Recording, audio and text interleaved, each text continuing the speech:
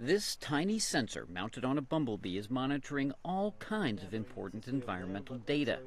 It is the brainchild of a group of researchers at the University of Washington.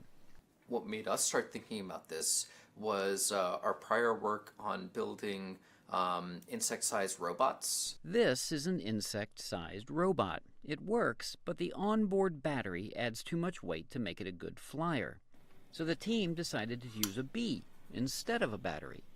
If we could have a sensor that flies around, we could do things like monitor the temperature, humidity in different parts of a farm to better understand the weather conditions there and maybe improve crop yields. It can also provide clues about what is causing bee colonies to collapse and monitor the inevitable march of climate change.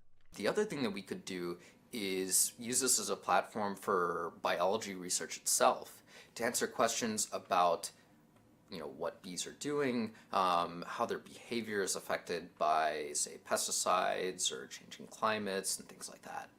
Getting the information from the circuit boards was problematic, so the team put small receivers on the edges of the field that monitored the bees' location. And we placed the bees around the field. And we collect the data, and it can reach up to 80 meters and can localize it within 2 to 3 meters of error.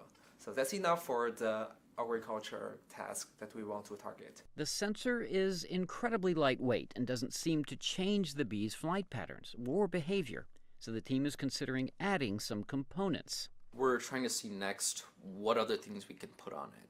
For example, if we can put something like a camera or other sensors, things like that. Each bee backpack can only store about 30 kilobytes of data, but the team is working on upping those numbers. Kevin Enix, VOA News.